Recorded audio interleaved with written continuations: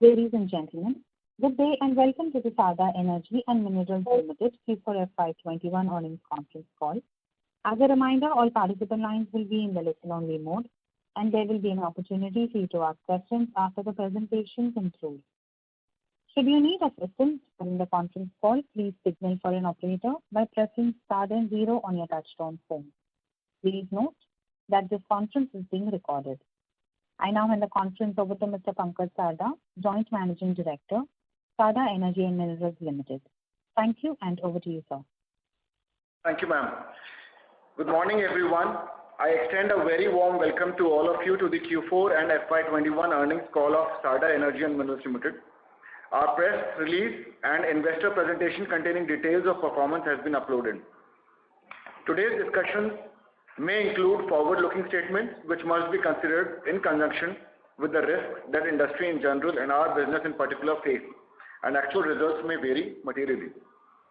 The consent to operate the enhanced capacity of the pellet plant was received in March, helping the company to increase the production. In spite of shutdown of the manufacturing facility for a part of the Q1, continued shutdown of one ferroalloy furnace for refurbishing and shutdown of pellet plant in January for 22 days for periodical maintenance. During the year, we achieved a record production of pellet, steel billet, wire rod, HB wire and hydropower.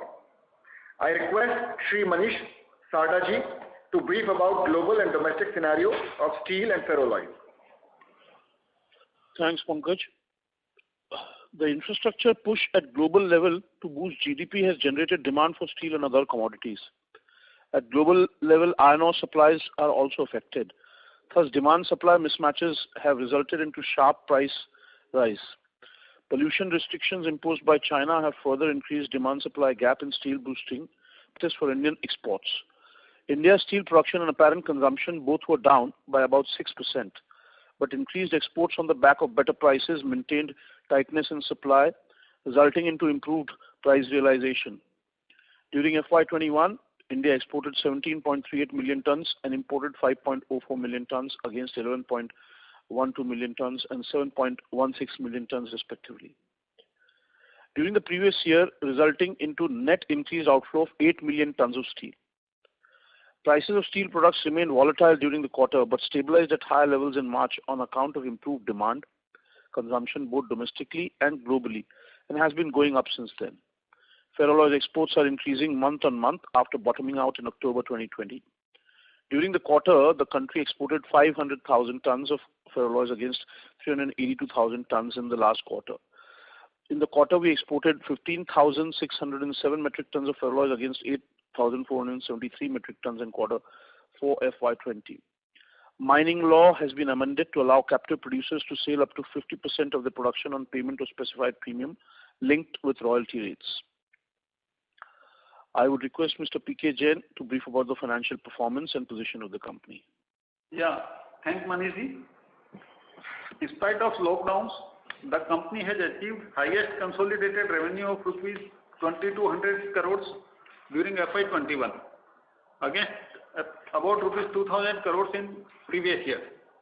The company has reported EBITDA of rupees 664 crores during the year against rupees 339 crores in the previous year. During the quarter, we achieved revenue of 700 crores against rupees 438 crores in Q4 FY20 and rupees 600 crores in FY21. In Q4 FY21, the company has reported EBITDA of rupees 226 crores, which is rupees 23 crores in Q4 FY20 and rupees 187 crores in FY21. The company's profit after tax at consolidated level stood at rupees 376 crores as against rupees 128 crores in previous year, resulting into an earning per share of rupees 104. The board has recommended dividend of rupees 7.50 per share against rupees 5 per share paid last year. For the year under review, all the segments did better than previous year. At the standalone level, the company is net debt-free company. As on 31st March, bank balance and liquid investments stood at 312 crores, term debt net of cash and current investments stood at about rupees 1,400 crores and net of loans as treasury operation at 1,100 crores. Loans repayable within next 1 year is 113 crores. Present cost of borrowing in the operating plants is below 8%. Sri Pankaj Sada will brief you about Sikkim Hydro project and industry outlook. Thank you, P.K. Ganji. As already informed, the construction of Sikkim Hydro Power Project has been completed and both the units have been successfully synchronized with the grid in April. The company has received all approvals for enhancement of capacity from 96 megawatt to 113 megawatt. The project with enhanced capacity is expected to commence commercial operation in next month and will be able to take advantage of the rainy season. Talking about ongoing projects, the company is making efforts mining in Gare Palma 4x7 coal mine in Raigad, Chhattisgarh in next quarter. Work on the Shahpur West coal mine is also proceeding as planned. That will come into operation in 2025-26. We have also started work on the third ferroalloys furnace of 36 MVA in Vizag, which is expected to be completed before end of next financial year. The company also plans to start work on the 25 megawatt Rehar Hydro Power Project post-monsoon, which will be completed in 3.5 years from starting point. Outlook. The increased export demand has balanced demand supply in the steel sector, enabling stable capacity utilization and improved pricing. On global supply concerns, price of steel is expected to remain firm. Ferroalloy prices have firmed up substantially from March. However, its full effect will be seen in the next quarter due to pipeline of orders. Due to stable price of raw material on the back of improved availability, conversion margins in ferroalloys have also improved. Commissioning of Sikkim Hydro Power Project will further improve the financial performance of the company. Projection of normal monsoon augurs well for hydropower projects. The central government and various state governments are also taking policy initiatives to incentivize fresh capital investments by the industry, creating demand of commodities. The company is well placed to take advantage of emerging opportunities. This is all about the performance and outlook. Now we leave the forum open for questions from the participants. Thank you.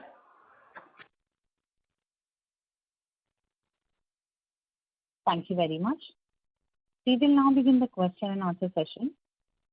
Anyone who wishes to ask a question may press star and 1 on their touchtone telephone. If you wish to remove yourself from the question queue, you may press star and 2. Participants are requested to use handsets while asking a question. Ladies and gentlemen, we will wait for a moment while the question queue assembles.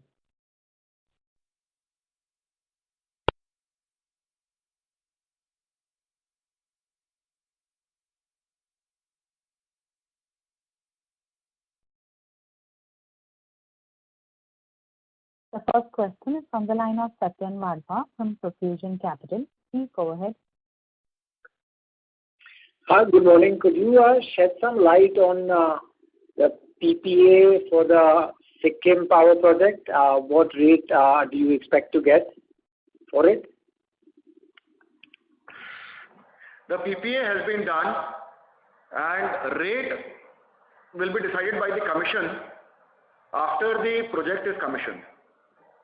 So for all the hydropower projects, the regulator decides the rate after commissioning of the project, that is after COD is done.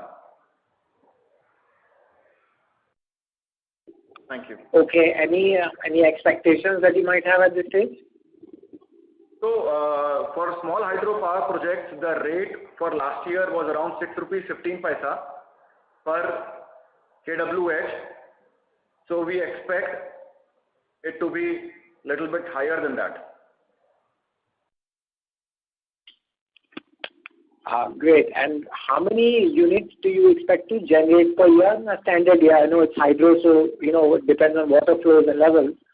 But ideally, as per, I guess, your DPR, what is the expected generation annually? If the power project runs for the full year, the expected generation is around plus 400 million units. Great. Thank you. Thank you. Thank you. A reminder to the participants, anyone who wishes to ask a question may press star and one now. The next question is from the line of Raj Nahar from Mili Consultant. Please go ahead. Good morning and congratulations for excellent results.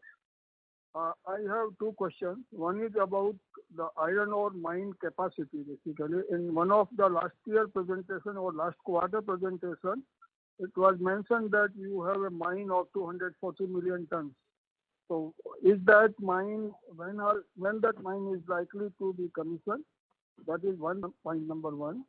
And the second point is about your capacity of ferroalloy. How much it will increase? Total capacity will be including at Raigarh and Visakhapatnam will be how much capacity? Thank you. This additional iron ore mines, as you are aware, the central government has amended the law where all pending cases have been closed, and now all the mines have to be acquired only through auction process. So whatever pending cases were there, those have been closed by the central government by change in the law. Okay. Second, so far as ferroalloy capacity is concerned in Vizag, that is about 50,000 tons per annum, additional capacity. No, I wanted to know basically what will be the total capacity of ferroalloy after commissioning all your expansion? After complete expansion at Visakhapatnam, the capacity will be 1.5 lakh tons. Okay. And in Raipur, we have about 80,000 tons of capacity. Okay. Thank you, sir. All the best. Thank you. The next question is from the line of Vikas Singh from Phillip Capital.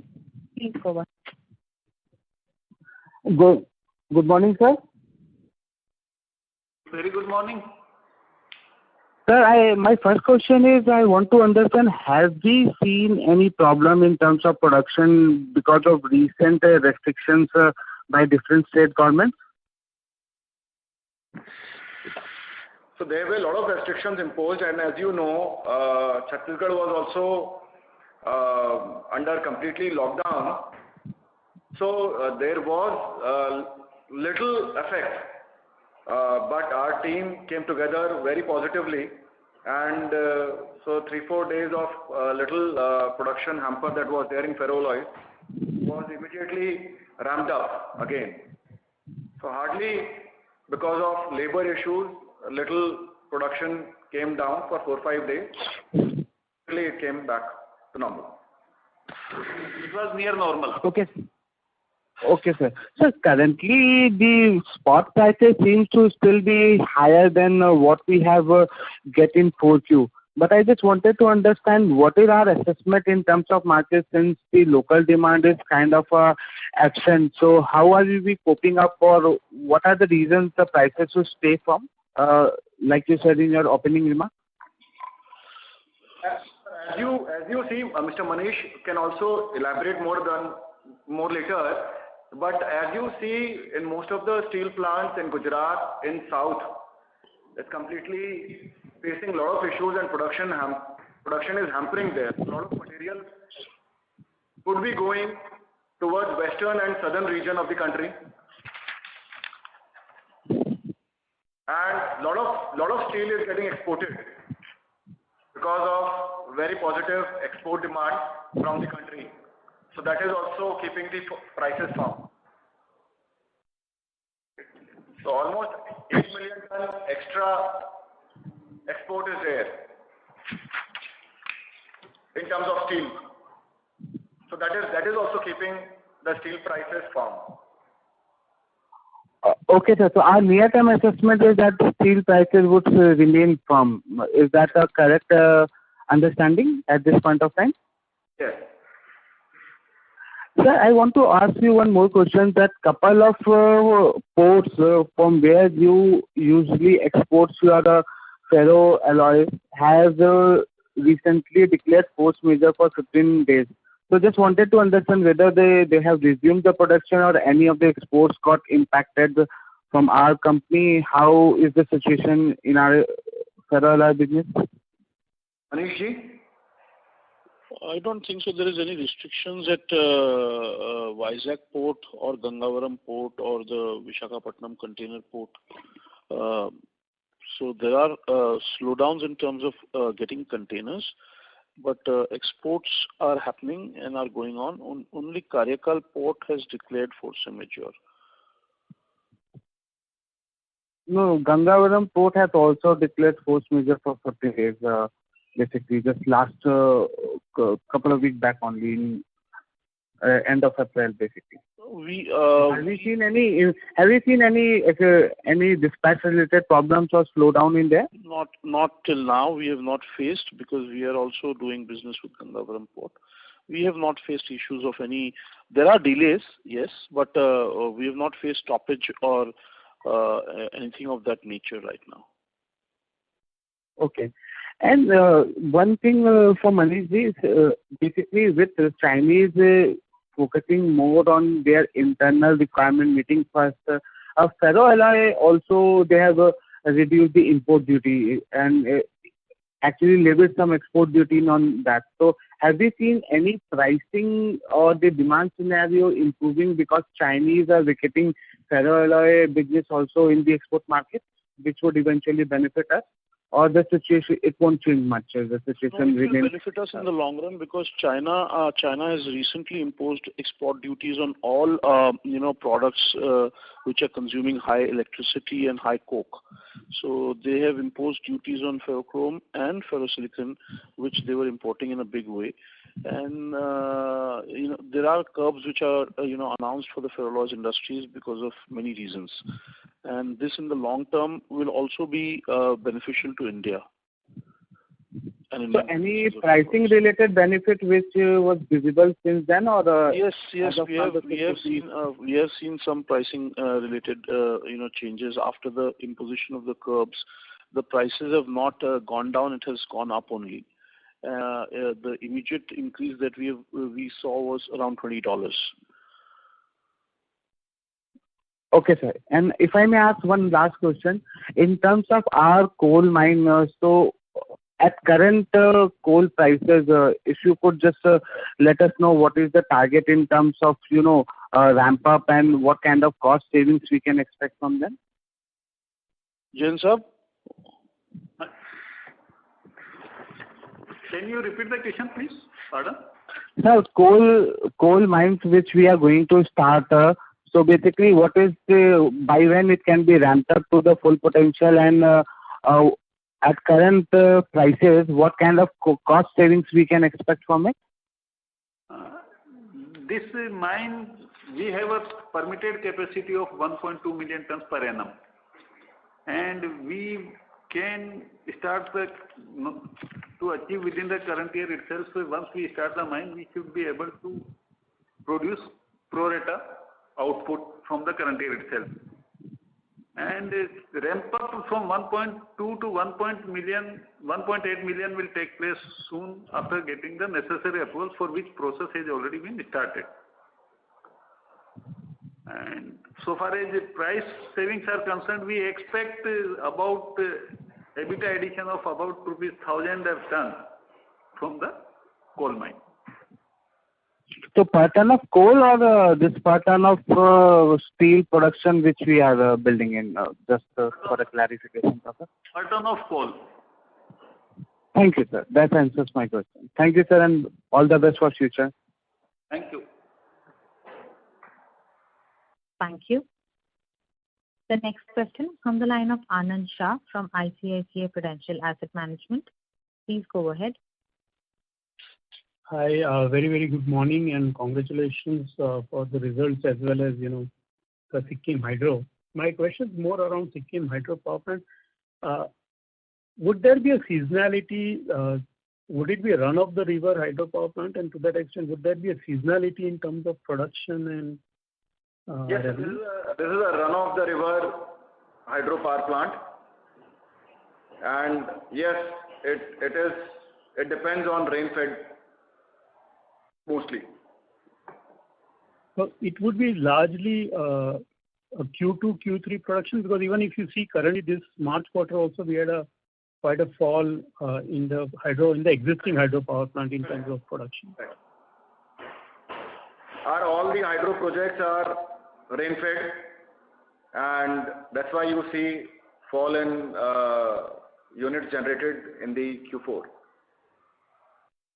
So largely, we would see most of the production revenue and EBITDA in Q2 and Q3. Is that correct? Correct. Perfect. You're absolutely correct. Yeah. And against 129 million units of hydropower plant which you have generated, you say you will be able to add around 400 million plus further units in the next financial year. Is that correct? Absolutely. Yeah. And coming to steel also, if I see the various in your presentation, the realization of pellet was around 10,000 rupees, if I'm not wrong, for the quarter. And current prevailing pellet prices are far higher. So, but we also understand that it has not, the steel and the billet prices and sponge iron prices have not responded. So just to get a sense of, most of the profitability in the pellet, how are we operating and what is your outlook in this year in terms of the profitability from the steel operations? Last year, our last quarter realization was about 11,000 rupees. It's given in the presentation. Correct. But what I'm saying is that the billet prices have actually struggled to move up. And to that extent, while the pellet prices have gone up, the profitability of sponge and billet would be lower? Slightly. That deviation is always there. That we have given in our presentation. Value addition slide is there where you can see our effect on the billet realization.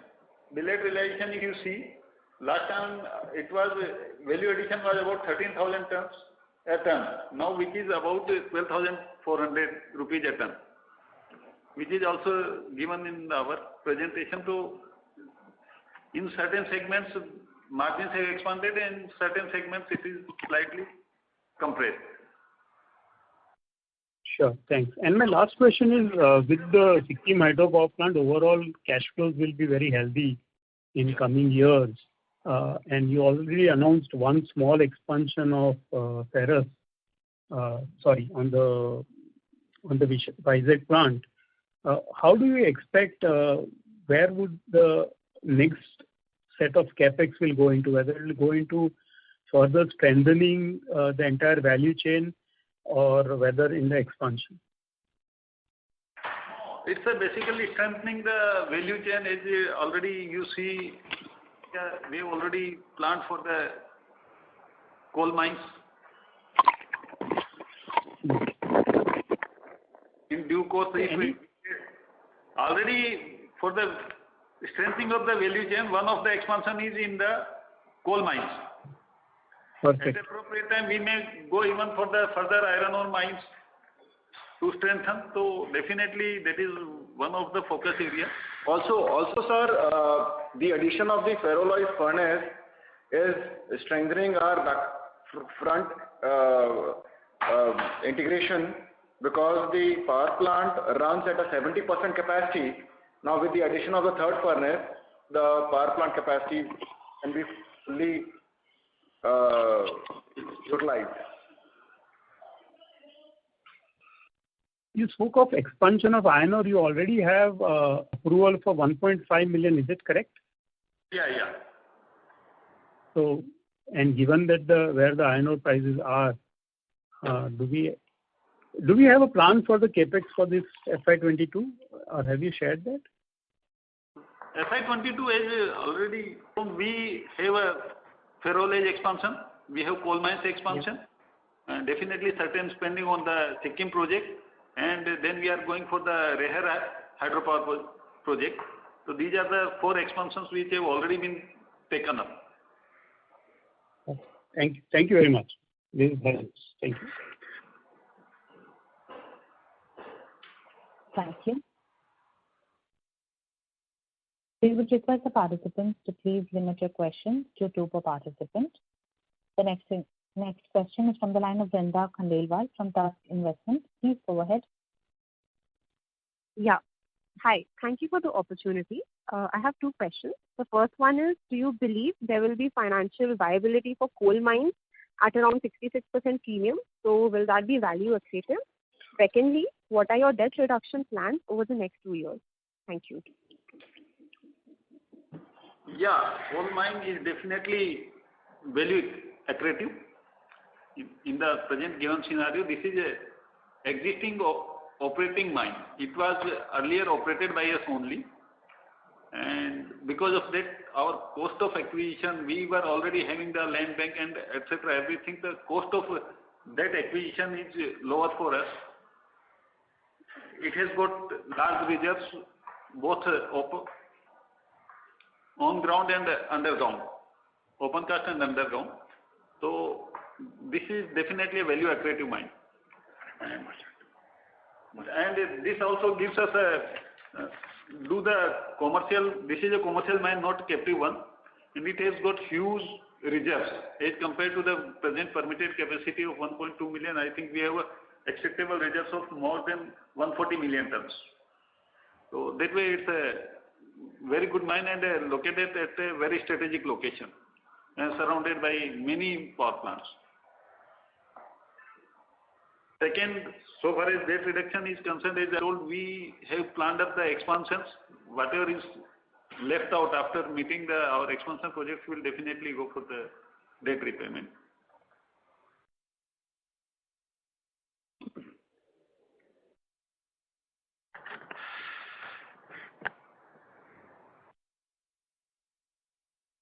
Thank you. Thank you. The next question is from the line of Neeraj Mansinka from White Pine Investment Management. Please go ahead. Yes, I want to know the capex that you have planned. Whatever capex you have planned, can you give me the quantum of that in amounts to be spent over the next 3-4 years for each project? As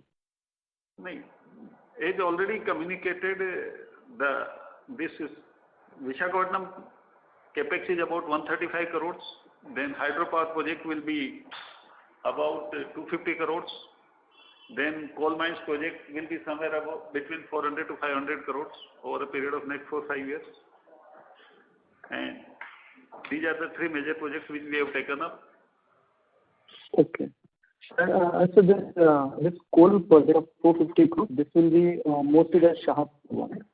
This includes both the coal mines. Okay. And the other question is, sir, iron ore capacity that we have, mining is 1.5 million tons. But iron ore grinding capacity we have less. Can you throw some light on that? So you're planning to increase that capacity? Pardon, I couldn't get your point. So iron ore pellet capacity is 8 lakh tons and iron ore mining is 1.5 million tons. Right? Yeah. So is it fully utilized in mining, or is it the pellet can be increased further from this?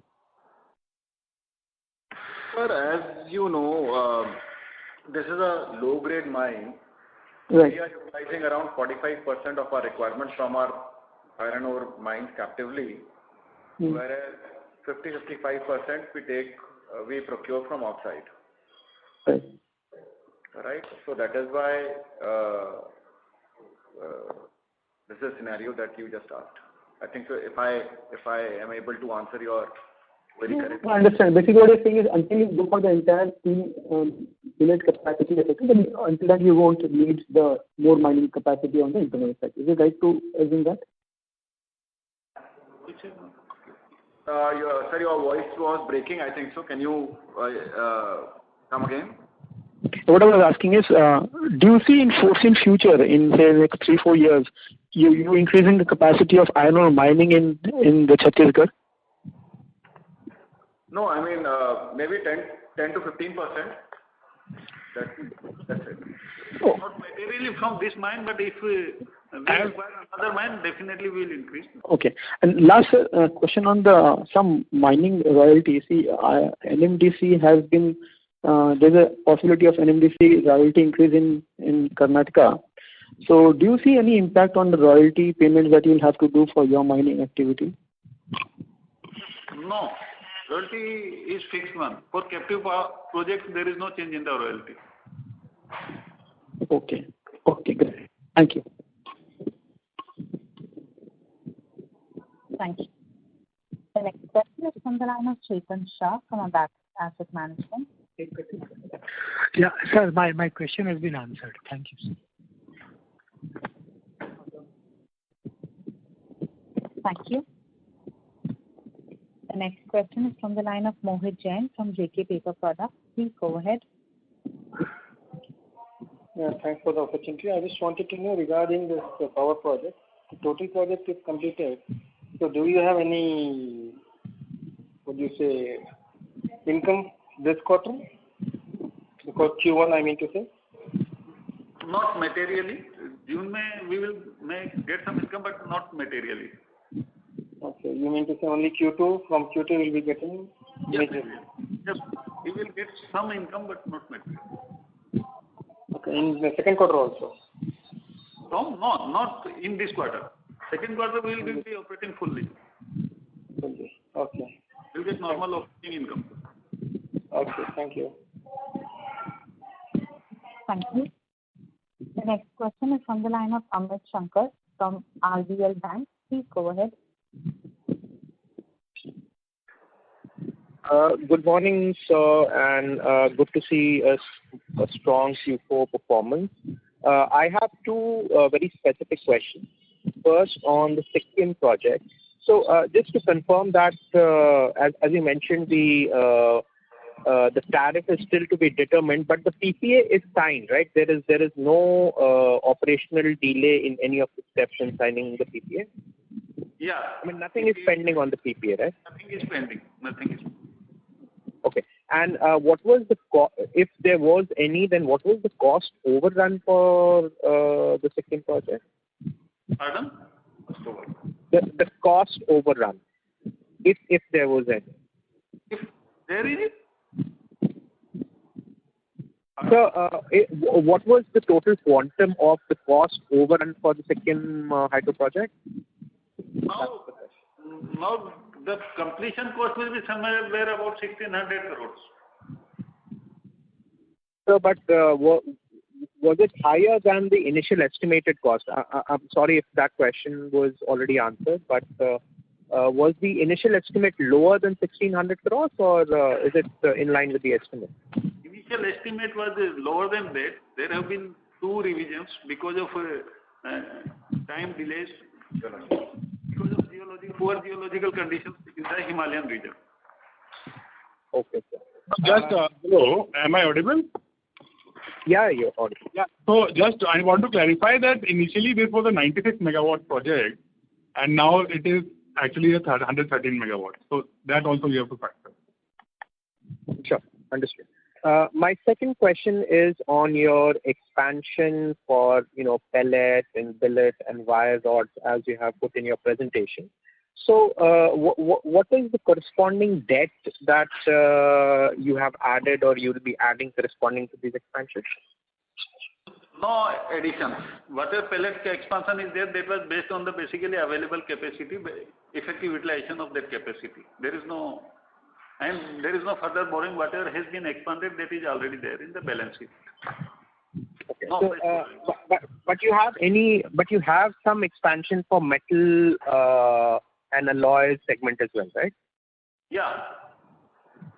So that I wanted to know what will be the corresponding debt number that will be added corresponding to the metals and alloy expansion. That will be appropriate call will be taken depending upon our cash flow positions. But there won't be any matter addition from this level, present level, because there are repayments also. Even if loan is taken, the overall debt is not going to increase on that account, because the regular repayments are also going out. Okay, so in summary, the estimate is not available right now, but overall, you are saying that there'll be no major addition to the debt, right? If I understand you correctly. It will go down based on the present projects and based on the present earnings. That will reduce from this level. Sure, understood. Thank you, sir. Thank you. A reminder to the participants, anyone who wishes to ask a question may press star and one now. The next question is from the line of Anshuman Mota from Naparman Saraf Securities. Please go ahead. Sir, hi sir. Congratulations for a great set of numbers. What is the realization price can be achieved for iron ore pellets for this quarter and the quarters ahead? Because as the prices are very high and average price realized by us is around 11,000. Yeah, projecting for the next quarter will be very difficult because of the volatility. So it's very difficult to give any number, but current quarter will definitely be higher, substantially higher from what we achieved in the last quarter. Okay. And sir, going ahead, the volatility, at what prices do we see the prices stabilizing in the near term or sometime in the future? Because Manish, yeah, I think we have entered a bullish metal and commodity cycle, but the prices which we saw 15 days ago were quite high, and right now we are seeing a stabilizing pricing mechanism which will be in play. But India will continue to export, and India's domestic demand will also be strong. So I think more or less we'll see a bit of softening, and then we'll see a stabilized pricing, for all products. And it looks in the near term for the next 6 months, the market looks to be quite bullish. Oh, thank you. Because on the back of raw material prices also, and on the back of international freights, if you look at all the freight prices, crude prices, commodity prices, whether energy prices, coal, coke, coking coal, everything has gone up. So there is one question, like everything is going up, so the international demand is there. What if the inflation rises internationally, and what is the scene for that? So we have seen that the curbs have been put in place in China, and from $255 odd, iron ore has slid to around $200 right now. Correct. So we expect that iron ore to stabilize. If you look at the futures also, in Shanghai futures, if you look at it, it's hovering at around 160 and 175 US dollar, depending upon the grade of the iron ore that they are going to import. So futures also tell us quite a bit of story. So we are expecting it to stabilize at around 175 odd dollars. Okay.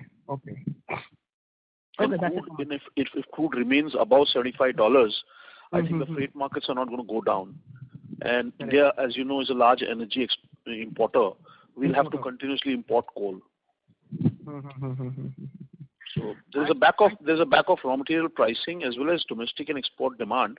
We as a group look at it, that the next 6 months will be quite stable and quite strong for the steel and allied products that we are into. Correct. And what about coking coal? Coking coal prices also will remain. So coking coal prices have been the most subdued in the entire, steel DNA raw material chain. If you look at it, it was hovering at around $116 odd. And then, on the back of crude, freight, and seasonal problems in Australia, it has moved up to $135, $140 odd. But as long as it's under $160, I think beyond that, coking coal will not be rising up because China's demand has been curtailing, and they have been trying to, utilize their own coking coal in a major big way. And Colombia has emerged as a good producer of coking coal. The coking coal is also, being exported in global markets now. So you said 160? Yes. 160, okay. Yeah, so coking coal prices, if they are around those levels, 140, 160 levels, I think that should be fair for the next 3-4 months. Currently it is at 130, 140 levels? Yes. Currently it is hovering at around 130 to 140 levels. 130 to 40 levels. Okay. So if coking coal prices rise, then and if iron ore stabilizes, steel prices can further still escalate because of raw material getting dearer. It also has to be in combination with the demand internationally as well as domestic. Correct. All the steel prices have to be on the backbone of the raw material price increase as well as the demand scenario in domestic and exports as well. Okay. But there will be a bit of scope of price rise, But I think people would like to have a stable price rather than having, a quick spurt and a quick fall in pricing. And one last question regarding the gap between the prices of Indian steel as well as vis-a-vis imported steel. How long will this, how much and how long will there be a major gap which is being seen currently?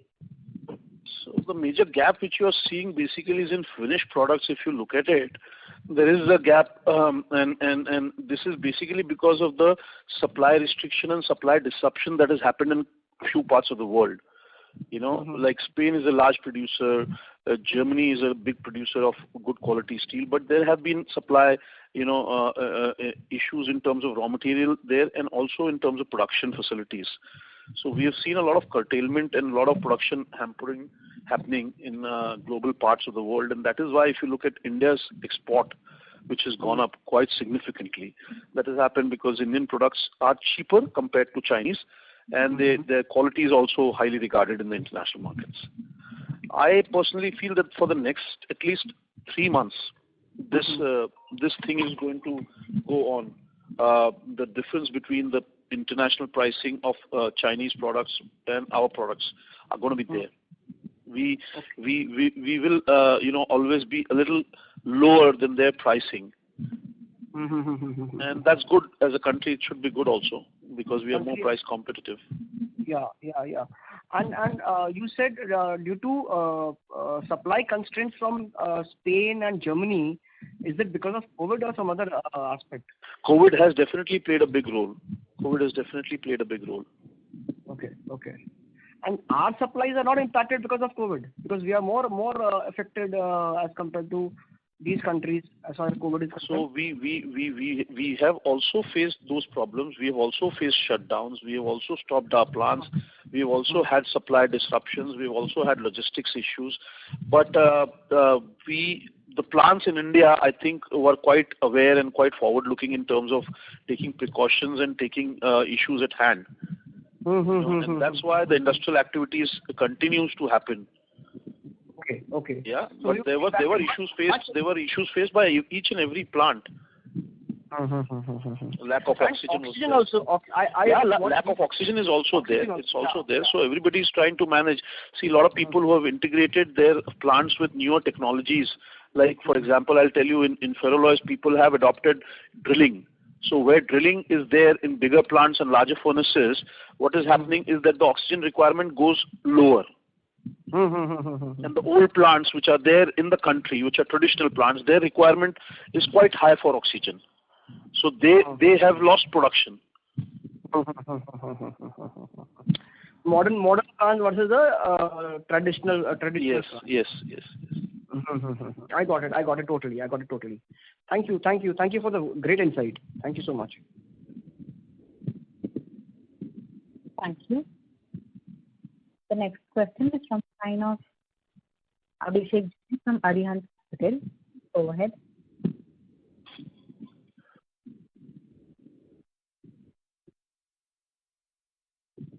Abhishek, your line is in talk mode. You can go ahead, please. Yeah, thank you for taking my questions. My most questions have been answered. The only 2 questions are there.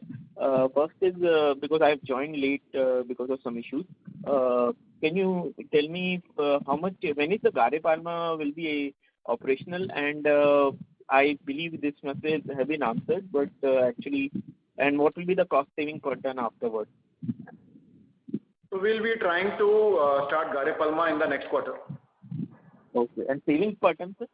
And what will be the saving per ton? This is for my... Saving per ton would be 900 to 1,000 rupees a ton. Thank you. Thank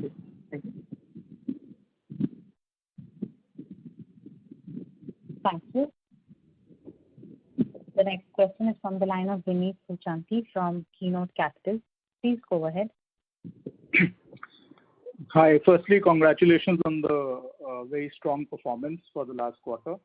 I have a question which relates to sort of the strategy of the company, especially in regard to the hydropower business.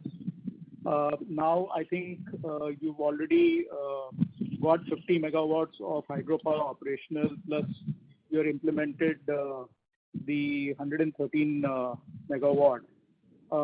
Going forward, are there thoughts around segregating this business from the existing business of metals within the group, or do you sort of in the near term look at having this as a part of the same entity, and any thoughts around that? My second question is more relating to the Sikkim hydropower project. Do we have any taxation benefits in the Sikkim hydropower projects? These are my two questions. So far as your first question is concerned, that will be evaluated at the appropriate time once the larger plant of 113 megawatt stabilizes and it is refinanced definitely, then we will evaluate the pros and cons, and at appropriate time, if it is considered to be appropriate, then a hydro business may be taken into a separate entity. And so far as second question is concerned, second question was tax benefit. There is no special tax benefit for this hydropower project. Okay. Thank you. Thank you. The next question is from the line of Parag Ved from SSPA and Company. Please go ahead. Sir, my question is regarding consolidated cash flow. There is an outflow of around 147 crores, loans and advances and other assets. Can you just throw some light on this? To whom these 147 crores have been given? No, that includes advances given also. If you see the balance sheet about there is a cash flow. That specific details we will provide you offline, but that includes advances given for the procurement of raw material also. In the given situation, we have given certain advances for procurement of iron ore, etc. So are we is it to secure raw material, or we are giving money earlier and getting at a lower price? We would request the participants to please stay connected as the lines for Pankaj sir got disconnected.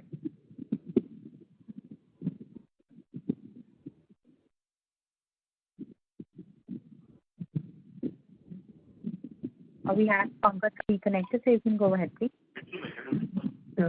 Sir, my question was that if you have given money, as advance for raw material, is it to secure the raw material, or by giving money in advance, we are getting some at a lower price? No, basically to secure the raw material, not at the lower price. Say NMDC, etc., you have to provide in advance or that way. So securing on time, some advances were given, and loans there is hardly effect of about 50 crores. If you see the consolidated balance sheet, increase is about 50 crores. Sir, the cash flow is showing 147 crores, so that's why the question.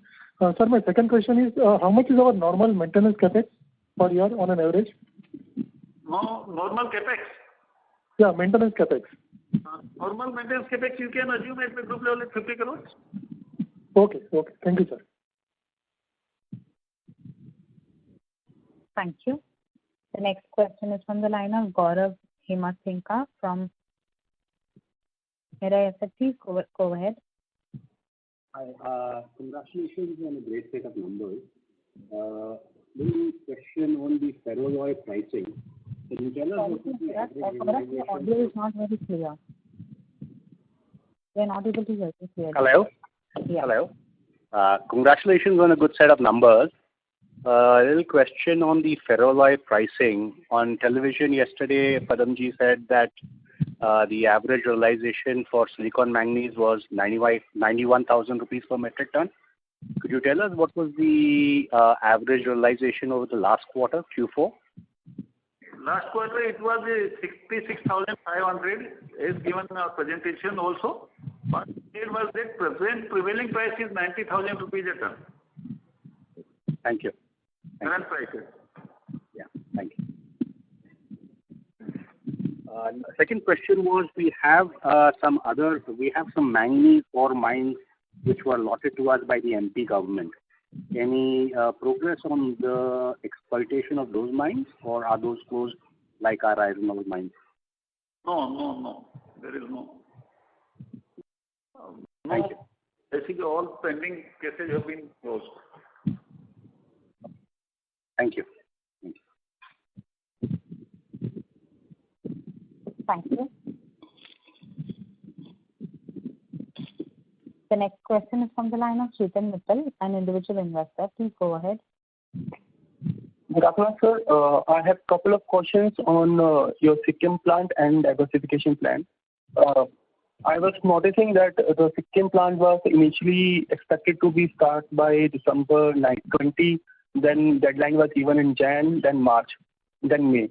So just wanted to understand what has caused the delay and how much confident you are to start commercialize this in June. COVID has definitely affected our operations. That was one of the reasons, non-availability of the foreign equipment suppliers, technicians. Those things have been happened because in last 1 year there have been COVID issues many times, and Sikkim has been very stringent in these matters about the entry and exit of the personnel. And as already informed, we have completed the project. The plant has been synchronized with the grid. Generation has taken place. Those have been tested. Now commercial operation, before that commercial operation, after synchronization, whatever small shortcomings were found out, those are being attended. But as again told, because of all these restrictions now coming back of the European technicians and all those things, so it is taking a little bit longer time than what we expected. But plant has already been commissioned, tested, generated the power. Sir, just to extend this question, synchronization took place on 22nd of April, so it's already been more than 30 days, and now a new deadline is of June. I'm just curious because as you mentioned, Q2 and Q3 is a major revenue portion for this new line. So if there is an expected delay, we will be losing on the Q2 earnings. So that is my only concern, if you can address that. Oh, this will be commissioned in June. In the present. Okay. Any idea of first half or second half? Giving in the specific time frame within the COVID scenario, it's very difficult because we are working in a very different situation. So what exactly is left to be commercialized? Sorry, to sort of answer the question. What exactly is left to commercialize the project? Pardon? What steps are left to commercialize the project since the synchronization is already took place 1 month back? Jain Saab, can I will answer this question. See, we have done all the testings and everything, and the grid synchronization has already happened. See, because of the various lockdowns in different parts of the world, also domestically we are seeing a lot of issues in terms of movement of goods, materials, manpower, everything which has happened over the last 3-4 months. Now the international flights are also not operating. There is a procedure of commercial operations, or commercial production to start off, and we are already ready with that. To give a very definite answer to that will be very difficult, but as Mr. Jain has already mentioned that in June we are doing it. So that will be in the month of June that we are going to do it. We are just waiting. Because we don't want to commit something right now for that month, like first half or second half. It's very difficult. And second question would be on the diversification plan. I understand the value of having an annuity-based revenue stream. Just would like to have your thoughts on if you have solar power plant in your plan going ahead, because there are a lot of power plants, hydro plants in your pipeline. We have a 2 megawatt solar plant, but it is not in this company. We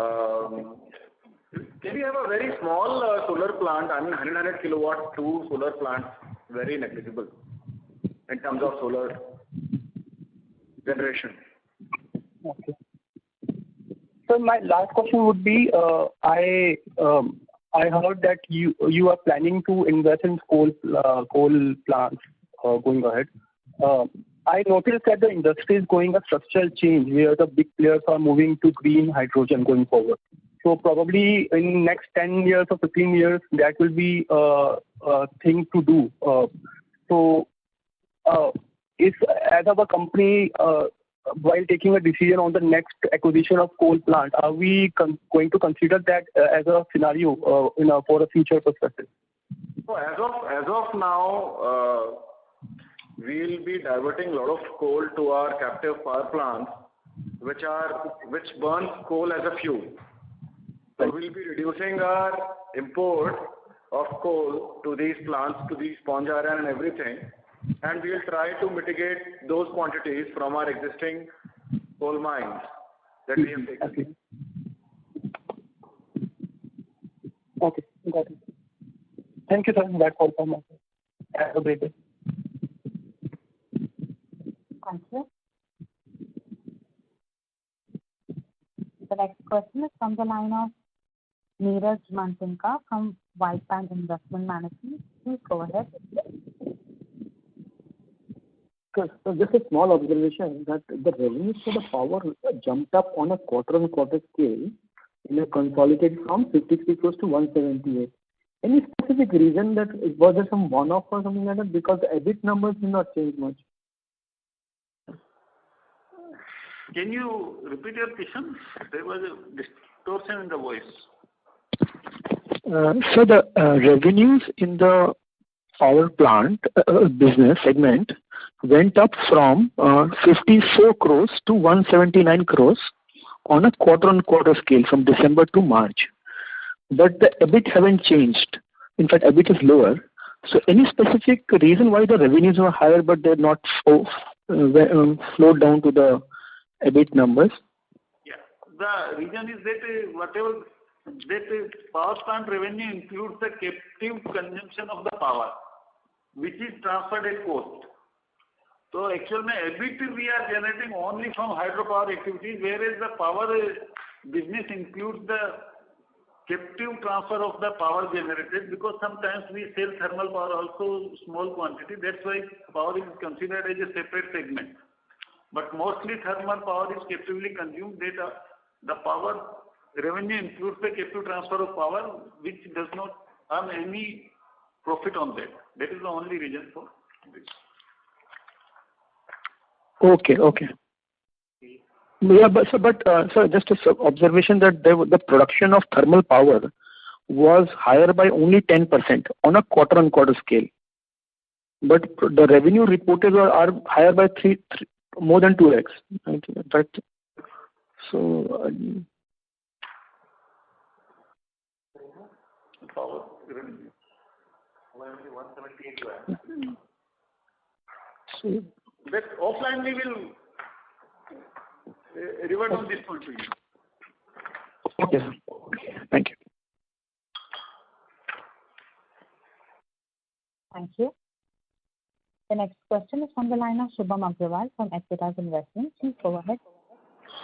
Yeah, thank you for the opportunity. And firstly, I would like to congratulate the entire team of SARDA for delivering such a good Q4 number. I have two questions. Firstly, I wanted to understand what is the total captive requirement of coal at company level in SARDA, and secondly, what is the reduction in cost of debt that we expect after commissioning of hydro project in June? Our captive requirement of coal is about 8 lakh tons in Raipur, and total if we consider both the Raipur and Visakhapatnam, it is more than 1.2 million tons. Right. What is your second question? Secondly, I wanted to understand what is the reduction in cost of debt for the hydro project that we expect after commissioning in June.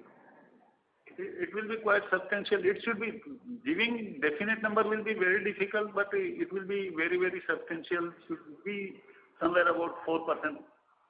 4%. Right now, what is our cost of debt there? Cost of debt is more than 12%. Okay, right. Understood. Thank you, sir. That's it from my side. Thank you. The next question is from the line of Ayush B, an individual investor. Please go ahead. Hello. So just one question. So you mentioned that our maintenance capex currently is around 30 crores per annum. And once the hydropower plant commissions, what will be the additional maintenance capex per annum? That does not materially affect, because in hydropower projects generally there is not much of the capex, maintenance capex. Okay, great. That's it. Thank you. Thank you. The next question is from the line of Abhishek Maheshwari from Skyridge Wealth Management. Please go ahead. Hi, sir. Thank you for taking my question. I have only one question regarding your debt repayment plan. So how much debt do you expect to repay every year from here on? Briefly, in our initial address, our repayment due is 113 crores in the current year. Okay. And going forward, we can expect this level only every year? Maybe slightly more, but depends upon our cash flow position and acceptability of the prepayment by the lenders. All those things are there. Okay. And lastly, do you expect to take any further debt for any future capex plans? Or based on the present, whatever capex we have already approved, overall debt position will not go from the present level up. Okay. Thank you, sir. That's it from me. Thank you.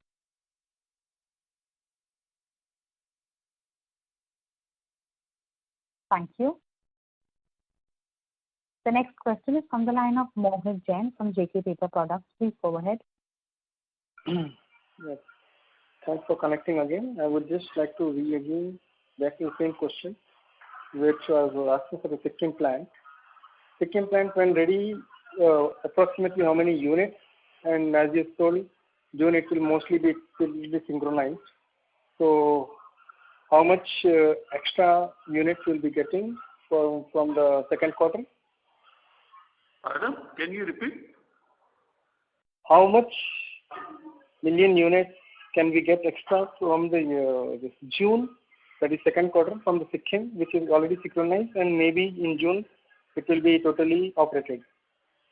No, giving the generation for the month on month will be very difficult. This is a seasonal and depends upon the rainfall, then spread of the rainfall. There are multiple factors. It is not a stable production. So giving the monthly or small periods of generation is not possible in hydropower generation. You have to take the annual generation basis. And maximum, as we already told, peak generation is the second quarter, then third quarter is a little less than that, and fourth and first quarter is minimal. This is the general trend of the hydropower project. But sometimes it happens there is a rainfall in off-season also. Then it depends on the spread also, spread of the rainfall. If there is a larger rain is spread over a longer time, then there is a much more generation. If spread is not there, although rainfall is there, but spread is less over a period of time, then so this is basically depends on the nature. So giving the specific numbers, and as already told, our general, we are considering 50% of PLF the project should achieve within a year. For the year, on average, it is somewhere about 50%. Okay, and can we expect the same kind of results what you have given in the last quarter for this quarter also, approximately, not exactly? Should be, because the market conditions are more conducive and favorable. So there is no reason. The results for the current quarter should definitely be better than what we have seen. YOY basis? YOY, this is you are talking about the quarter. You are talking about the current quarter, no? Yeah, current quarter, April, May, June. Current quarter, definitely for Q1 also it should be better. Okay. That answers my question. Thank you. Thank you. That was the last question. I would now like to hand the conference over to Mr. Pankaj Sada, Joint Managing Director, Sada Energy and Minerals Limited, for closing comments. Thanks, madam, and thank you all the investors for participating in the phone call. I hope we have addressed the queries to the satisfaction. If anything is left out, anybody can always connect offline. You all are most welcome. Thank you. On behalf of Sarda Energy and Minerals Limited, that concludes this conference. Thank you for joining us, and you may now disconnect your line.